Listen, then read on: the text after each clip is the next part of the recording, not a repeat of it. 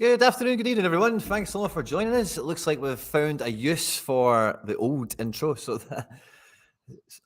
I've just better close all those other tabs I've got open. But yeah, guys, it's been a busy day. I'm not too sure what we're going to get up to tonight. I'm not too sure how long we'll be going on for, but in Glasgow it is title celebration time. Celtic have secured the title with a very convincing victory against Hearts. I've sent some links out. Maybe we'll get some guests crashing us. Let's see what happens. I'm up for a little bit of everything and anything. Don't need my headphones actually on at the moment. And I'm going to get myself all set up with the chat and everything as well, guys, because I know there's a few of you joining us here. Anyway, Jonathan, good to see you. Fist bump. I need a rousing interception in the review. Pray for me, he's saying. And Dion is up at 3:30 in the morning in Australia. That's definitely going to be title party stuff, you've got to think. But it's been a mad busy day of football. The TVs have been on all day. And I think, like, from top to bottom, all the way across the weekend, it's been action-packed. There's been lots of stories from top to bottom. And, the Celtic game obviously was the real focal point of the weekend for me, but it did feel like kind of nothing happened yesterday. It did really feel like, even though there was a bunch of matches, not too much was there. It feels like all the headlines were really made from the weekend today. So if you're joining me in the chat, let me know what you were watching today. Let me know what teams were making you and breaking you and all that good stuff. I'll show you what teams I've got running if you care while we're getting everything set up. And yeah, let me know. So with the Celtic game, I think one of the very first kind of bones of contention that kind of came out from the match, obviously, was the red card. So we can get into a bit of that as well. Let me have a wee peek. And as much as we've got another 4 games in the league to go. It's great having it kind of wrapped up at the moment. Road to Glory, guys, was an absolute bust. Unfortunately, we had our boy Ferro on the bench again, which was a bummer. But it's only 45 minutes, I think, because I got the notification. But with Sorare data, it's hard to you lose track sometimes of when games actually kick off. So there's still the odd chance we get a couple of points off of him off the bench, but I don't think it will do enough for us. Sadly, DNP on Guerrero was a killer. O'Reilly and Taylor were both SO5 stinking today. So along with Jota, didn't do very much in the game. So that really didn't do too much for me. Zico is telling me about the Lyon game. Now, I actually didn't see the Lyon game, but I did see in here that I had Lacazette banging 100. I'm not too sure what Lacazette card I've got, but it's definitely not it's definitely not a real one, if that makes sense. So wow, 5-4 it was in the end. Oh, I've got somebody joining that crashes in. Let's see. Oh, it looks like a very familiar face and voice. I'm sure a few of yous. Let me get rid of this wee comment. Joining me on the Sunday night stream, we've got Chrissy Boy, the NLS card guy. Chris, good to see you, man. How's it going, Quinny? It's very good, mate. Very for good. A few minutes here. Just see what's no going problem, on. man. Go for it. I don't know if it's just my headphones, but you came through mad loud there. So I don't know if you're right next to your mic or if it's my headphones, but I'll maybe adjust my volume a wee bit. And but Chrissy Boy, great to see you. Thanks a lot for tagging in. How you getting on? Yeah, no problem. Thanks for having me on. It's good to be able to talk a little bit. Yeah, I think the last time we were on, we were doing a watch along at the wee hours of the morning for an NYC game. Yeah, that was fun. It was NYC's doing pretty well this year, actually, which I don't know if everybody had that on their bingo card. I think a lot of people thought they'd regress a little bit, and still kind of hanging in there. Well, I don't mind taking a wee parallel move over there because I didn't see the game. I watched the highlights back myself this morning. Bit of an exciting game in Charlotte. It looks like, and I had Ledesma. I don't know if you caught this, Chris, but double decisive and a negative and he had a negative and a positive decisive on him. Now it looks like maybe that's changed. Oh no, it hasn't. It hasn't. I was like, I thought the wee icon was gone there. I thought maybe I had a wee bit of hope, but 3-2. Yeah, bit of a game, wasn't it? It was wild. I mean, I was actually at the Pirates game in baseball last night, so I didn't get to see too much. But yeah, I just kept getting notifications on my phone. Another goal. So I know our guy Trippin' B is pretty pumped. So we'll definitely be talking about that a little bit later on. But yeah, the Charlotte team is starting to pick it back up a little bit, and I gotta tell you, like Ledesma and some of the guys that they've added to NYC are fantastic, like absolutely fantastic. And I honestly, I didn't think they'd be this good, but they added so many pieces in the season that they're now like definitely a playoff team in my book. Looking pretty good whenever I've caught them. I think Magno being out was a bit of a surprise, and I didn't see Yes. Tavon Grace starting. Obviously, didn't finish the match, but Yeah. yeah, no, definitely on the up, and yeah, a bit of a conceding threes, a bit of a killer because Barraza there collecting 17 points on the end wasn't So let too. me ask you this: you were on the Barraza hype train from the beginning, basically. Are you still? Because obviously they got Matt Freeze. Are you still on the hype train? I think he's actually starting to fix faces and stuff. I think he's done pretty well. I think in the games, if you look at the last couple of matches, even when they've not had a clean sheet, his AA has been phenomenal. Like he's a really good shot stopper. I don't know. It's one of those ones where you kind of take a wee bit of faith. Like for me, it's really just on that CFG talent ID that they run. So like I noticed when MLS first came on to Sorare, like I think it must have been that summer or the summer before, but like Barraza was like NYC's first pick.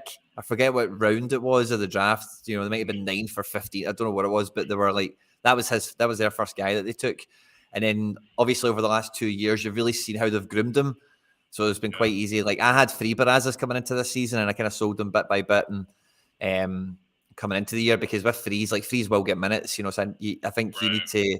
Someone messaged me actually this week. I think it might have been in our public thread or might have been a private one. I forget, but they were saying to me, "Oh, I've bought Barraza. Like, what do you think?" and whatever. And I was like, "Yeah, brilliant, but you need to get a Freeze. I've not got one yet, but you need to get one. It's inevitable. It will happen. And if you can see it coming, then it's not going to be a problem. It's only going to be a problem then if it's a shock, which is a 50-50 coin toss in MLS, isn't it? All the time. Like there's probably half the teams have 50-50 coin tosses, and the Pulse Camp Melia situation comes to mind for sure. But there's a ton of guys like that are kind of close, and even the Charlotte goalkeeping situation with Marks. Did Kalina start last night? By the way, I didn't even see. He did. Okay. Yeah, I think Old Trippin was kind of seeing that one coming. So yeah, it's gonna kind of go back and forth there in Charlotte, and they've got 3 of them really that have started this year. So goalkeeping is not the strength of the MLS. The strength is the creative positions. So don't go looking for your goalkeepers in MLS typically. I think Kalina was one of those ones as well. That was a good pick pre-season because he's the number one when he's fit, and he looked really good last year as well. So having him coming back in for some people will be a good sight to behold. Because I know I've listened to a lot of you guys over your side of the pond coming into this year, and there was a lot of Barraza Freeze talk, but there was also a lot of Kalina and Cisniega talk as well. So that's that kind of thing coming full circle now on us. It feels like with Kalina returning. So yeah. Yeah, I kind of don't really think too much about NYC coming into tonight, but since you've came on, obviously it makes it much more pertinent, which is good. But because like with NYC, like one of the things that everyone was kind of, you were kind of asking me this, I suppose, a minute ago, but like not really too sure how well we were going to do this year because no Maxi Morales, no replacement for Tate, all the stuff that everyone knows, and it feels like with like Ledesma, I thought at first it was kind of overkill. It's like just too many guys that look and run the same and play the same, but they are just playing overkill in possession and running interchange play. And if they can keep this up, man, then it'll be a pretty good season. Well, that's the thing with MLS, right? You kind of need a deeper team than most MLS teams have, right? Like it's a long season. You get one injury, especially like Keaton Parks. Like love the guy, but he's got health issues, right? So that could pop up. Blood clots can pop up at any time, and they don't have anybody else that you even decently like to see. So being able to bring in Ledesma, getting Santi Rodriguez back is just massive for that team. I still kind of question the coaching a little bit, but I do think that they'll still end up probably making the playoffs, which is it's always good when the New York teams are in the playoffs, like the LA teams, and you want your big markets to be good. So I'm a wee bit jury's out on the manager as well. Like the recent form has me kind of changing my mind on him, but I think I thought up until very recently he's out of his depth, but we'll see how it kind of goes. We've got a great comment coming in here from Tom, who's saying Feyenoord is now 1 win away from winning the league, and they beat Excelsior today 2-0, and it's a nice set of scores, man. Look at that. Big Hanko at the back. Who would think Hanko would be rated below a Guardiola, if you remember all that controversy from before with PSU. Bajlo with an 85 is a big score. Santi Jimenez up front with an 80 is good to see. But again, against Excelsior, you weren't expecting much more than a Feyenoord win. But the clean sheet's always nice in an away game, isn't it? Because sometimes they can be tricky. But yeah, one more win for Feyenoord, and that'll be them back That's top of the wild, pile, huh? back in the Champions League. No one had Ajax or PSV basically winning the Eredivisie. No one had Feyenoord, like at least no one that I know. So. No, I'd agree with that. And a big part of that is I think the whole, it was pretty obvious now, obviously you see the seasons that's panned out, but the managerial change at Ajax was so underrated, how much like Ten Hag, and obviously Ten Hag took some pieces with him, Martinez and Anthony and whatever. But it was such a, it wasn't just all Ajax walk the league every year, because that's the way life is. Holland isn't quite like that. If someone else is coming up and you're coming down, you'll get caught. Right. Yeah, there's like 3 or 4 like decent teams that always have a chance of kind of winning the league. So yeah, it's different than say the Bundesliga or French league. It's kind of more MLS like. I think I did like a regression analysis to figure out like what are the most like volatile leagues, and obviously MLS was like way at the top. The Eredivisie was like up there as well, so which actually kind of surprised me a little bit. Any good young talents coming out of the Eredivisie that are going to get transfers this summer? I don't know about transfers this summer, right? But see the wee guy Weaver here that's next to Kokchu. He came on my radar recently. I can't remember where, but somebody recommended him to me. And he's now starting to get in that team. He's getting proper minutes. And if Kokchu is going to move on, he scores well anyway. But you would only think that he scores, slightly better if maybe a more dominant player isn't in the midfield, Yeah. So he's decent. I don't know about moving out of the league, but you kind of generally want those guys to stay in the league, eh? Yeah, you do. You definitely do, for sure. I picked up a Bakayoko from PSV. Is he moving anywhere? Oh, I'm not too sure. I don't really know anything about him, to be honest with you, but I know the name. Johan, he's been playing since Madueke left and stuff, hasn't he? Yeah. I'm not too sure, mate. He's been banging for me. Yeah, he's been good, man. Yeah. He's been some decent. It's assists as well. It's not even goals. Got AA. Yeah, he's got AA, and then he chucks in an assist every now and then. So he's definitely 100 like threat. He can bang 100 anytime. So he's a nice little player. Yeah, I like that. He's a good guy for sure. Yeah. Another guy. I mean, this is Belgium, but a guy that was over in the States. He was playing in college at Syracuse, and then they signed for Leicester City, and they loaned him to. I'm gonna butcher this name. I think it's Leuven or something in Belgium. Nathaniel Opoku. He's really, really good. Having just watched him like live in person, and he like Leicester signed him and then basically loaned him to Belgium. He's only been there a couple times, but he's scored on all 3 of his starts so far. Wow. Or I guess 3 of his 4 starts. So how do you know this kid from his college career?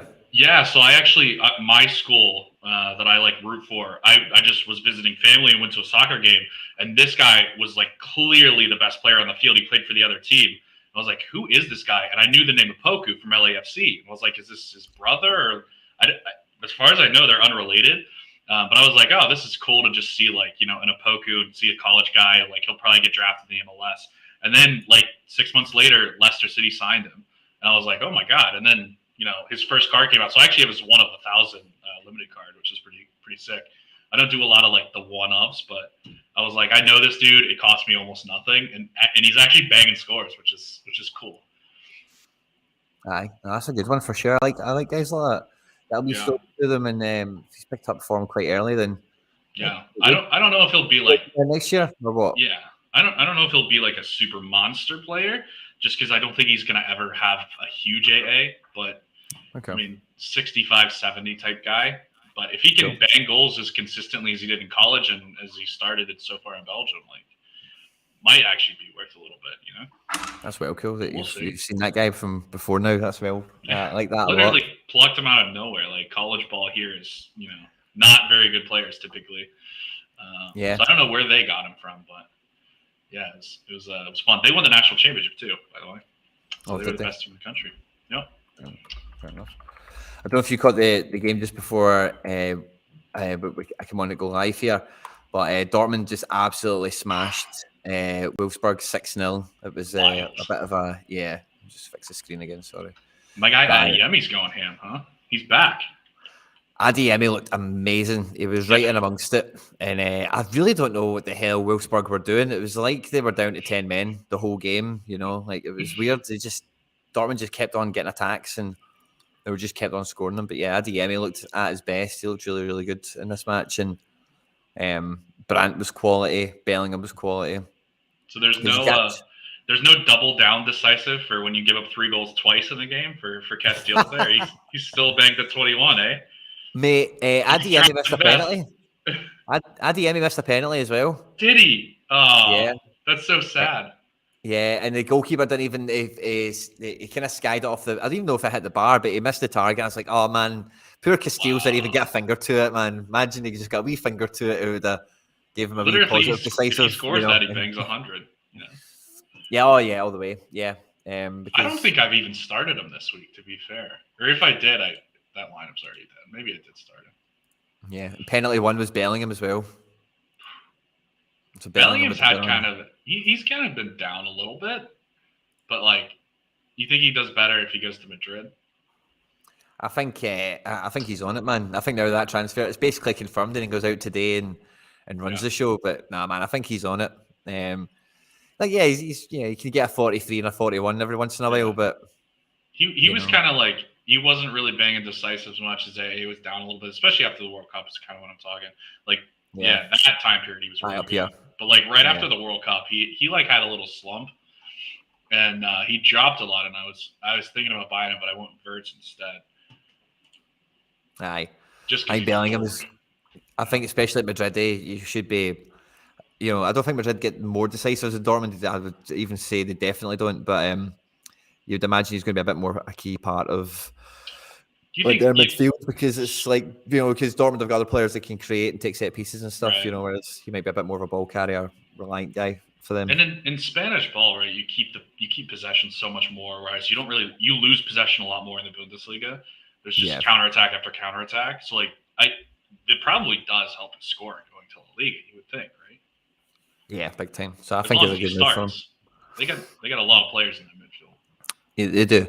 I think it'll be a similar thing. Like I was talking as well with Harry on Friday about like Messi and where he should head up to, and it's kind of one of those ones where you've just got to accept with some people at different stages of their career, they're not going to play 100% of matches available. Like very rarely do people do anyway, and especially in this context with Sorare, it's identifying that, because sports science will prevent that anyway. Like no player will play 100% of matches, and you're then just trying to pick your battles with when it's sketchy or when they're definitely going to play and stuff like that. And that's another thing, Chris, I've been trying to do myself, like particularly over the last couple of months, I would say, but it's trying to keep in that mindset of you really do want your guys in hard matches. You want your guys in matches where they're going to be asked a lot of questions and they're going to have to, do things in the match. They're going to have to tackle people and pass and open up the opposition, rather than just looking for the top V bottoms every week, is find the one where who's got a match where there's going to be some blood and guts in it, and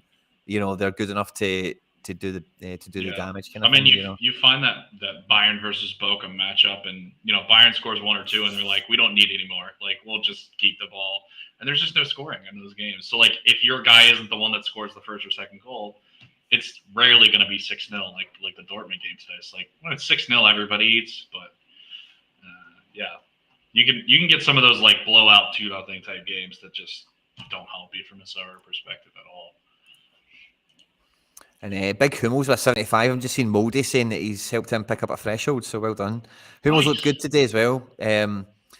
Matty boy, fist bump, good to see you. And yeah, so I think it's been a busy Sunday. I've seen that, Chris, just before you come on, but it feels like everything's happened today and nothing happened yesterday, really. Yeah, I was definitely slow yesterday.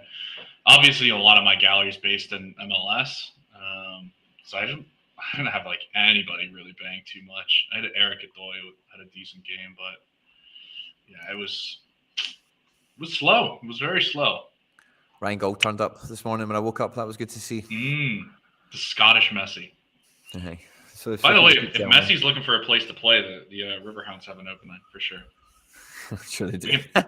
Throw our hat into the ring, We play Carlos Heel in New England on Tuesday in the Open Cup. Really? In the Cup, yeah. Oh, nice. Yeah. You going to go see it? No, too far away. It's like an 8-hour drive. Really? Yeah. Oh, is that away? Yeah, it's away, which sucks. Like if it were home for us, it'd be a sellout. Like the crowd would be hyped. It'd be the biggest match of our season. And like going away, there's gonna be like 2,000 people there, and like no one's gonna care about the game. So like just play it here, It's more fun that way. Aye, no, I think see in the German Cup, it's like stipulated until I think it's like the first 2 or 3 early rounds that it has to be top division versus lower divisions, and the lower divisions have to be at home. See, that would be nice. Ours, it does have to be top versus lower division, but we're past that round anyway. It's just a free for all at this point. Yeah. But we don't have the lower division has to be home rule, we absolutely should. It's good for the fans. Yeah, it's good for us. Like it's good for the small teams. It's good for the fans. Like the big teams are. They probably don't care anyway. Most of them are going to win anyway. But you'll have more upsets. So I think it's just overall it's just better for everybody. Yeah. And how many times as well when it is that minnow versus a big team, like does the big team actually sell out a decent stadium? Exactly. It's quite rare, Never. So like it's a bit of a wasted event or wasted opportunity, isn't it? Yeah. We went to Cincinnati last year and there were probably like 4,000 people in a 30,000 person stadium. Actually, I think it's like 25,000. Yeah. And it's like, this is dead. Like this is no fun at all. Whereas if it had been at our stadium, it would have been the same amount of people, but obviously a much smaller stadium. Yeah. So like it would have been hype. Like everybody would have been like all in the same spot, and it would have been loud and would have been a lot of fun. So we just need to beat New England, and then we'll get a home game in the next round, right? That's the attitude, man. That's it. Go and earn the home game. That Carlos Gil guy, he's going down. We'll see. Yeah, I don't think he's very good anyway. Yeah, who's this team? But no, I didn't have anything else. Kind of wacky and wonderful from MLS. I was just surprised to see the double decisive on Ledesma, and then would you cry it the decisive for Ryan Gold, because I've been waiting for that all fucking season. But it's in a team that may not do anything. How about Joseph Martinez subbing on against Atlanta and scoring a penalty immediately with his first touch against Atlanta to beat them 2-1? I seen that he got the goal, and it's just I don't know. He probably won't do anything else now for the rest of the season. That'll be him. He's had a bit of press. He's had some people talking about him now for a week, and then he'll fall out with somebody, and he's a pain in the backside, man, isn't he, Joseph Martinez? But he used to be so good. He used to be Haaland level good in the MLS. Yeah, that level of dominant, score every single game. Yeah, and that's probably it's been the disappointing thing maybe about Giovinco, not Giovinco, Insigne, that he's not come in and being that Giovinco type, a guy that comes in and absolutely runs it. I will say, guys, typically when they're coming from Europe, they need 6 months to get acclimated, and he's also missed 5 weeks in the beginning of this season. It's I wouldn't pass judgment yet, and if anything, it might be a good buy low time. I don't know what his price is actually, but it might be a legitimately good buy low time. It's pretty cheap to be perfectly honest, considering how good he could be. He can bang. He's gonna bang 80s and 90s all day long, So I definitely wouldn't pass judgment yet, even though TFC's been very disappointing. Yep. I don't think they're dead.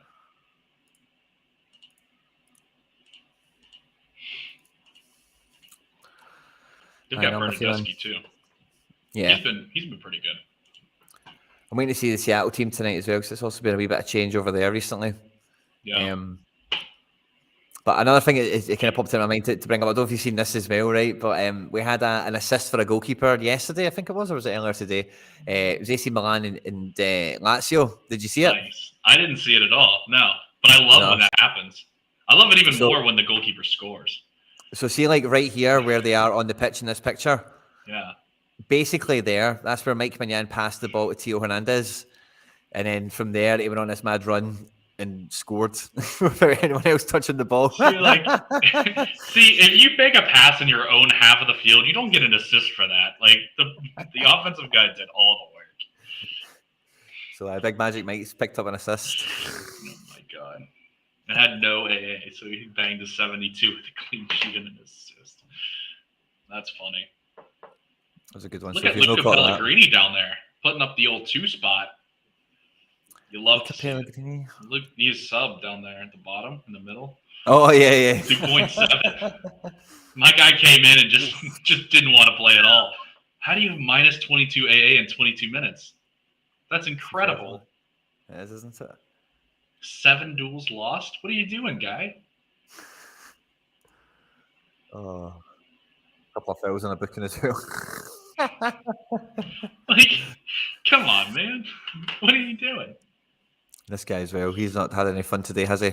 Casali. I mean, he tried, though. He was out there the whole game. He just wasn't good, you know? He had an error. But he was only minus 9 AA. Not that bad. Could be At least worse, didn't lose 7 duels in 22 minutes. That's a duel every 3 minutes, Quinny. You know how hard that is? It's pretty hard. You can say that again. So I've had some guys score some rotters like that off the bench. I think, who did I have? I think I actually had somebody in my game week done something like that, where they came on and I needed them just to. Who was it again? I needed somebody to come off the bench for Threshold. It might not have even been this week, but they came off the bench. And I was like, oh, brilliant. And then they got like 9. They lost points somewhere. And I didn't get it, even though they came off the bench. I was like, oh. It's one of those where you need like 10 points for a threshold, and they come off the bench, and you're like, all right, we're good. And then they get an error at the goal or something. Like, wild. Yeah, I can't remember when it was. So what were your game week? How are you running? We bombed this week. So to be fair, I had a really good midweek. Well, at least by my standards. Not necessarily in football, but more like the baseball side of things. I won like 5 or 6 rewards. In football, I only put out 2 teams and won a tier 3. So like I was like having a really good midweek. And so far, like if we can get Gatti Quinta on the pitch at some point, we're gonna hit the rare threshold. But that is literally it. Like I blanked everything else, and I didn't even get particularly close in anything else. Like I think the most I scored, I did have one score 319 points, but other than that, the most I scored was like 260. It's like nowhere near a reward at all. So yeah, I don't know if it's just like end of the season or if I like at one point my guys were really, really hot and I was winning U23 rewards like almost every week. But that has definitely cooled off, even though my depth's gotten much better. Like I just keep buying U23 players, and it's like I only have one lineup I can put them in. So I'm picking between all these crazy U23 players each week. But yeah, it's not been good. Not been good at all. It's a hard game, the team that it was last week, Chris. I had I'd actually got the threshold already, but I was chasing decent rewards, and then Kuto comes off the bench. I needed him to start. He comes off the bench, and he was on for he came on in the 90th minute, played 6 minutes of extra time. Man, minus 11. That is wild. No decisive down either. He came straight on and got a. What's he done? So he's had 1 foul for a yellow card. Yep. That's 5 points. And then lost 3 duels in 6 minutes. Wow. Yeah. That's insane. So I finished with a tier 5, 12 points off a tier 4, which isn't anything amazing, right? But I was holding my breath, obviously, to look at that. 58 points off the tippy top, you know. Literally, he just scores 1 and you're golden, you know? So yeah, that was a sore one for the guy off the bench, and it's just like I was in a tier 4, and I was like, okay, I can deal with that. And then I'm like, what are you doing? I'm falling down the leaderboard. We were talking about that in baseball. Like I'll have baseball pitchers that have like good starts until like the 5th or 6th inning, and then they'll just completely blow their whole start. Like they were up to like 23, 24 points, which is pretty good at baseball. And then they'll give up a few runs and bump back down to 15. I was like, I wish I had a button where I could just say, like, you know what? I'm good. I don't want any other scoring, positive and negative, the rest of the night. Like, I have what I want out of it. I'm just gonna hit the reset button, and that's his score. I'm gonna lock it in, and no matter what happens from here on out. It's like I feel like sometimes, and same thing with goalkeepers, right? I had Yarborough last night for the Colorado Rapids, and he was sitting on like 85 or so because he had the shutout and he had a bunch of saves. And I think he ended up with like 56 because he gave up a goal in the 90th minute of a 3-0 game. And it's like, come on, really? Like, you can't finish the shutout from there, guy. Like, come on. Nothing worse, man. That 15. Also, Nicholas Hidell is on my hate list from Rapid Vienna. Every time I have any team that has him in it, the team absolutely kills, and then he throws up like a 10, and it's like, dude, just don't eat, just get a 35 and stop. You don't even have to go up. I just need you to be like not terrible every single week. He's done that to me like 3 times already. There's a few goalkeepers with that kind of problem, eh? I think Heidel or whatever we call him, I think it's always U23 ones because you just need to kind of accept what they are, like it's just, they're not. I don't even play him in U23. Like I play him in like Challenger or because I don't have a ton of Challenger, goalkeepers. So I normally have either Mamadashvili or Chris Brady in my U23, and Heddle or however you say it is just kind of like a backup spare just in case like they have a game or anything. So yeah, it's rough. It's a rough life out here. Aye. So yeah, I say other than that, for me, it's just been about other than goalkeepers on the letdown with that kind of stuff. Obviously, I've seen earlier, Chris, before maybe just before you came on, or maybe just as you were coming on, but like I've got a goalkeeper sweat to finish the game week off for tomorrow. So like my big team has done pretty okay. I maybe caught just about enough decisives. Yeah, just about. So I need the goalkeeper. Bearing in mind the super rare multiplier does kick onto this, But I need the goalkeeper to be, semi-decent. If I can get a clean sheet out of him, then, maybe we should be getting to the realms of the top 10. That's kind of what I'm looking for, Yeah. But waiting for a goalkeeper right at the end on a Monday night just feels horrible, doesn't it? No, because even if he has the clean sheet, like you never feel good about it until the final whistle blows. So it's one of those. It's one of those where you're like, please, just like lightning or something to just end this game right now. Like I don't want to see any more of this. So got to cross my fingers. He's away from home against a decent team, so it'll be biting fingernail stuff for sure. But I need some more keepers, man. I've played quite a few 4-man teams this week, Chris. I need a few more. I've got enough outfielders that are playing again. Like you were saying there, form is just crap. I've not got that many scores that are really hard hitting. Like, this is my 240. This should have been relatively safe, and just meh. Crazy. Just meh all over it, and no cigar. Nobody throwing any AA out there except Ryan Gold. Even this, would you think that'll get far? I don't know. Russell could do okay. It needs Russell to do really big, I think. But Seattle's tough. Like you go into Seattle, you're really happy if you score goals Kansas City in this game.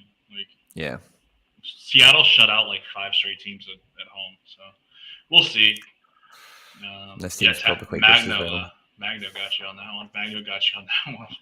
Yeah, big That's time. the worst. That's the worst when Magno gets you. Yeah, it was. Yeah, it's just the unknown rotation. I need to get a wee bit more plugged into NYC. There's a few podcasts I used to listen to that I've not been listening to. So I need to get that. Maybe that was kind of half known if you pay attention, kind of thing, It's possible. Also, I would have thought this weekend wouldn't have a ton of rotation because they do have Open Cup next midweek. So you figure like if you want to rotate, you would do it during Open Cup. Like you're gonna play the young guys in the Open Cup typically. So like, why would you only play Open Cup? Play them again, huh? Brazza used to only play Open Cup. Right, exactly. Like you're gonna get that rotation. So why like rotate the game before you're gonna rotate? Like that doesn't make a whole lot of sense. So I just thought this would be like a safer week, but it didn't really feel that way. Like I felt like I had a lot of unexpected, either coming off the bench generally, not complete DMPs, but like. I mean, look at this NYC team here. I'm only just realizing again that there was no Chanot here. So you've got like what is that? 8 midfielders, 9, 7. Like everywhere. It's just overkill and possession football. Interchange, swap positions, move around each other. Yeah, they don't believe in having defense or offense. It's just all midfield. It's total football. Midfield and fullbacks. That's all you need. Yeah. One centre back and a keeper. The wings and everybody else clump in the middle. It's like youth soccer. It's like the little kids when they're like 3 years old. Everybody just clump to the ball. Yeah. It's great. So I want to know from the viewers here. I got a question from the viewers. Who are you guys looking at for next season? Like, I assume most people have started thinking about next season. Obviously, you'll get transfers. Like, some things will change.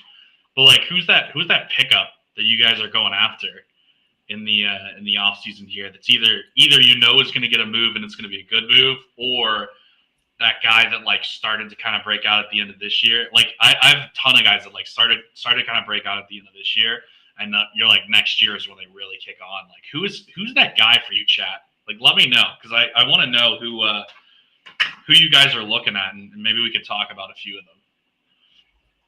Sounds good. When it comes to European, like I know some, but I don't follow it as closely as you guys. So gotta let me know. Yeah, no, fair enough. I'm still on title party mode. I'm actually just now having a wee look at the scores from today as well, because obviously I've had a wee look at my team, but I don't think the team overall scored particularly well. There's a lot of use from the bench. But chat, let us know anyone that you're looking at. Aaron Moy, the Australian, getting in there with the little assist. Yeah, off the bench. Love to see it. Off the bench to get. What do we think about Anatoly Trubin from Shakhtar? Brilliant. Yeah, he definitely brilliant, moves. But does he move? I need him to move. He definitely moves this window, mate. I think Fabrizio. I was chatting about this with somebody on some content recently. I forget who and where and when and whatever, but Shakhtar have signed like the other Ukraine number one goalkeeper.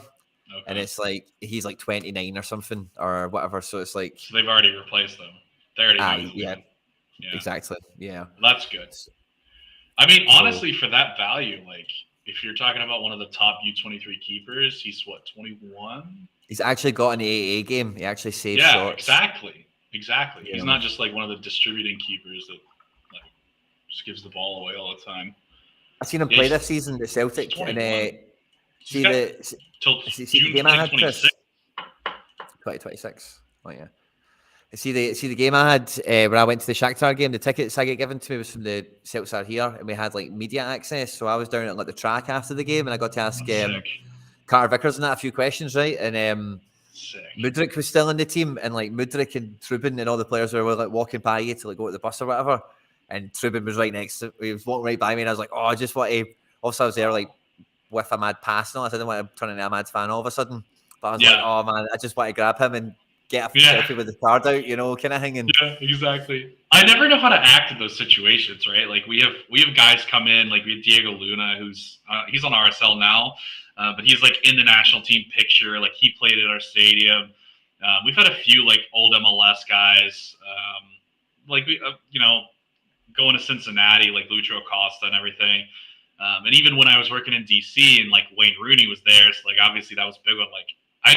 Like I want to fangirl out, but I know either I'll get yelled at or like obviously it's not like super professional to do that. But I'm like, it might be worth it sometimes with the right guy, Yeah, it's just trying to balance it, So I say that was I was just unprepared and I was like, oh, I wish I could, and then just kind of bottled it or whatever. But I think Trubin's quality, like I say, I've seen him at Celtic Park. I watched him quite closely in that whole campaign, and also having his card since it came out. You only really get to see Shakhtar in Europe anyway, and he's been, he is young as hell. He's been playing for them in Europe since he was 18, and he's been brilliant. He got a clean sheet at the Bernabeu, and he's got a clean sheet at the San Siro. He's got, they probably got, I don't know if he got a clean sheet against us in our place or if we scored against, I can't remember now, but for a young guy, man, he's, Ukraine number one as well. Right. He's epic, but it's just a transfer. So I reckon it's going to be, and this is just my gut, I reckon it's going to be Tottenham or Atletico Madrid. So I think if Atletico Madrid lose Oblak, he's the number one guy they go to, I think. And I think if Tottenham have any brains, this is who they buy. Like, does Tottenham have any brains though? Let's answer that question first. Depends who they hire as manager, If they go and get Nagelsmann and they've bought brains, they don't need their own. I don't know if Nagelsmann would buy him necessarily, but like he's so young, wildly available this season, like you don't need to worry about he might stay for another year or, just go and get him. Not Tottenham. Why do you think it didn't work at Bayern? For who? For Nagelsmann. I think it's a bit of so Nagelsmann is like a 360 coach. So Nagelsmann fires Neuer's goalkeeping coach. Nagelsmann hires his own dietitians. He brings in his own physios, all the rest of it. And that Bayern squad, like if you remember, when Juppe Heynckes won the treble with them and they won the Champions League, but the first kind of great Bayern team we had over the last 15 years, he came in as a temporary manager because they were like, I can't remember who was the manager beforehand, but they just couldn't get their act together. They were going from manager to manager. They couldn't, win 2 leagues in a row. They weren't really doing far in the Champions League with Robin and Ribery and all these guys. And Henk has come in as like the legend of the club and all the rest of it. And it's very similar to the Zidane, the Ancelotti effect of look after the changing room looks after you kind of principle, and the players are good enough to do it on the pitch. And, so you get that through Heinkes and you get that through Hansi Flick. And then you come to Nagelsmann, and when the dressing room is so core to Neuer, Kimmich, Müller, all these guys that have been here for years, then I just think it kind of a bit too much of a culture shock, similar to when Pep went into Bayern. But when Pep goes into Bayern, he's Pep, he's not Nagelsmann, so it's a bit different, and they'll go with the flow for a year or two, then they'll just politely say thanks but no thanks and see you later. From one another, or 3 years, whatever it was. Whereas Nagelsmann, it's a bit more of, just go get the next guy. Who cares? Kind of idea. So I think it's a bit of that. And I think, again, Tottenham, if they have any brains, because Nagelsmann would have the effect, for me, on Tottenham that like Postecoglou's had for Celtic, because Nagelsmann will go and buy guys for 20 and 30 million and build like a team of those guys and make them really good. And in the Premier League, that's not a lot of money at all. But like in world football, you can get a lot done if you can spend an average of 30 to 40 million per player across 20 players. If that's the right Almada, that's the best player in the MLS right now. Yeah, totally. I mean, so put together a team of 11 of them, you're going to be pretty darn good. Yeah. And we know Tottenham don't want to spend the big money, so like that's, that's kind of similar to Celtic. Celtic don't want to spend big money. Celtic can't spend the same money, of course, as a lot of clubs. So that's what I'm saying in terms of similar effect. So you could just give this guy the keys, and like it's not the same as giving Mourinho or Conte the keys, because they still want to go and spend 100 million on a striker and spend 60 million on fucking Perisic's and people like that, and whatever. Yeah, exactly. Lukaku and whatever. So it's one of those ones where I think it would make a lot of sense for both those things we just spoke about to end up at Tottenham, but it probably won't happen. Yeah, they don't have the brains. But, yeah, We'll see.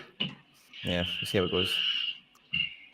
Is Legends Challenge not going to happen over the summer? Kyron Driscoll is asking. I'm going to say no. I don't think we get Legends over the summer. I just don't think there's enough qualified Legend cards. Whoa. We got Pirlo, right? Or is it Villa that we have for NYC? So there's Pirlo, there's Mascherano. I want to say Rafa Marquez has got a card. Really? I want to say Rafa Marquez, the Mexican, the old goat guy. He's got a card. Mascherano. Who did you say again? Pirlo? It was either Pirlo or David Villa. One of the NYC guys had it. David Villa's Valencia. Oh, so I don't think there's that many legends. There's maybe Maradona will be Argentinos, obviously. So there's 4. Yeah, so I don't think there's enough legends. I don't know. Maybe it would be, but I don't think it will be. What about those old Beckham cards? Are those Legends cards now? The ones that they missed before they are they score for Legends. Okay. PSG mids. Micah Pompey is watching Rosario Central against Platenese, enjoying the teenage sensation that is Aleo Veliz back again. That's the name I'm going to go check out. The new Messi. And he come from Rosario Central. Goodbye. He did.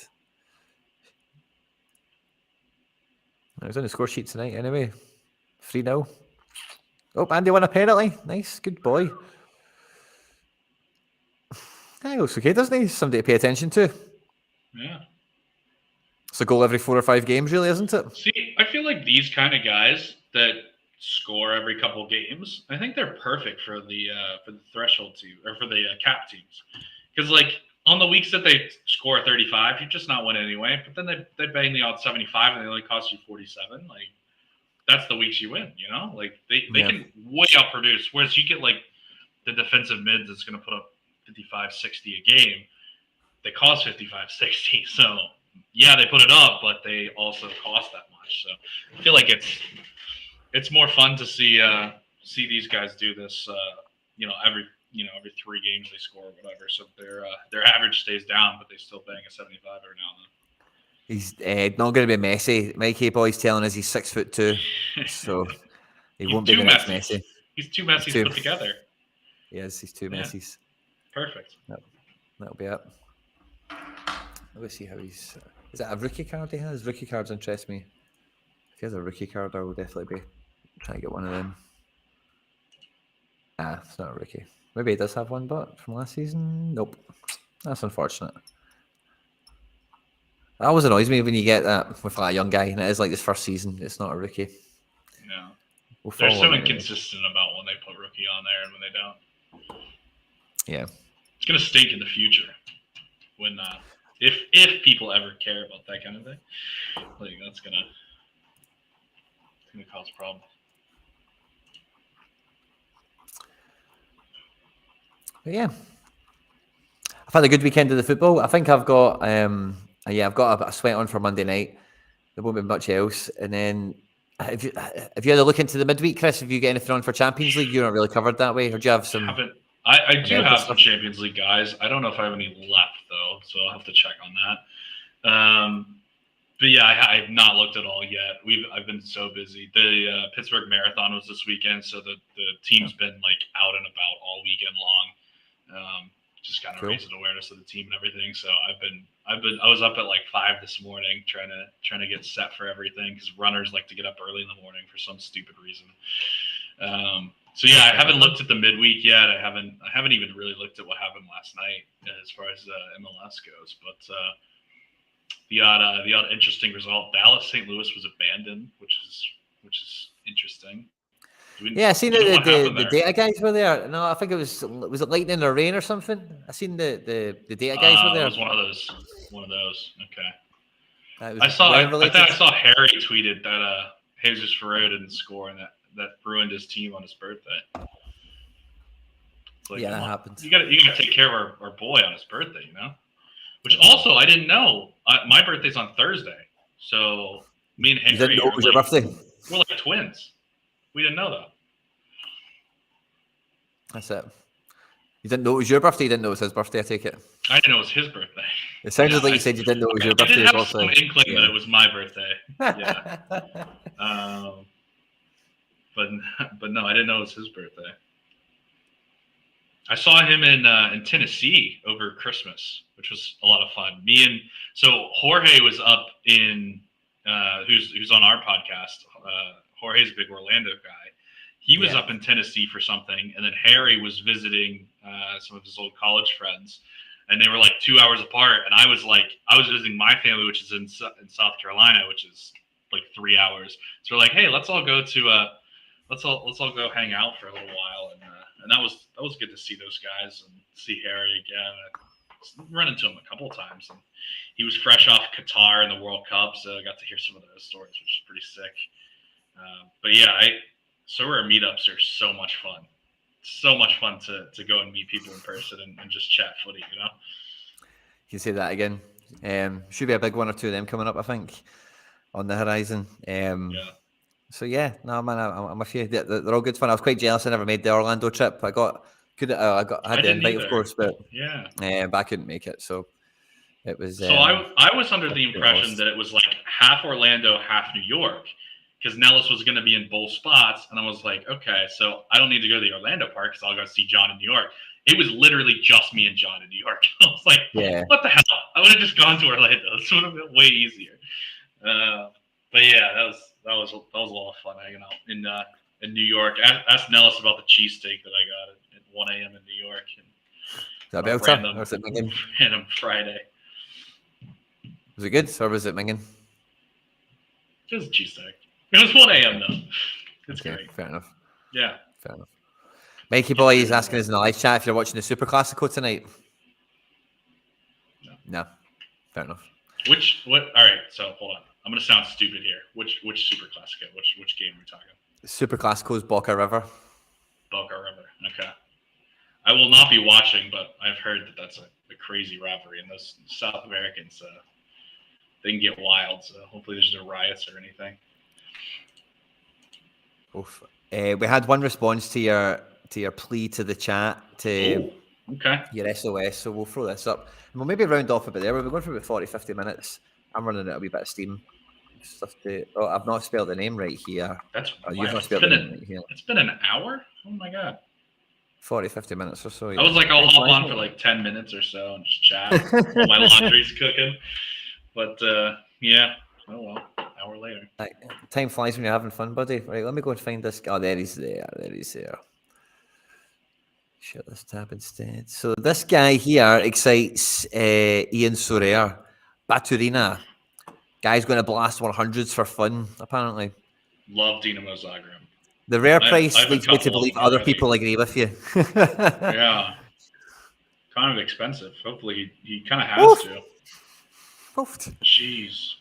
Yeah, he's got a bit of it. Position, position the is he? card is a mid, I think. But he plays attacking mid. Yeah, it's a midfielder. 36th overall on the platform. He's their 10. Dinamo Nice Zagreb card.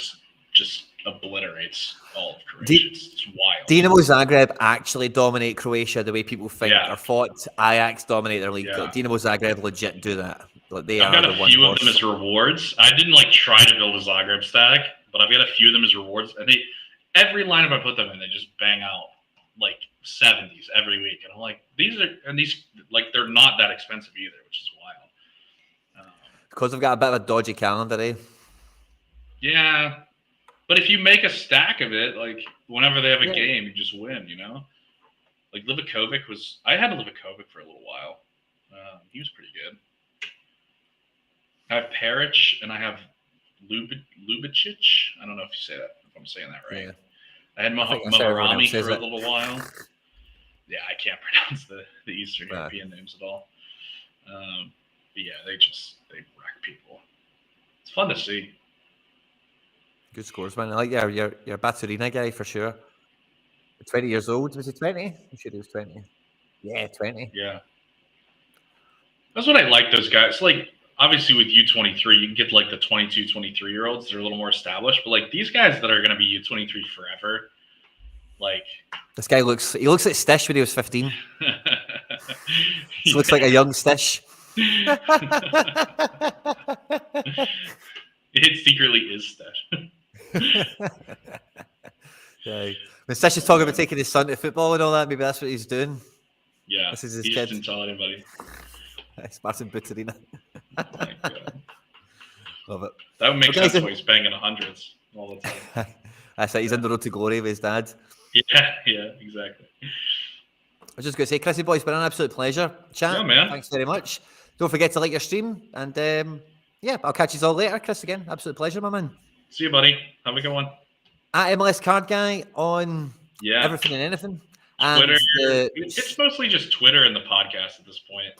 The podcast YouTube channel is called Sorare in the States. As Sorare the channel in the States. itself. Yeah, we have the baseball, football, and basketball podcasts. We're doing our 100th episode is later today, so we've got a special guest lined up for that one for sure. Buzzing. Well, good. Have a good night, guys. Take care. See you guys. Have a good one.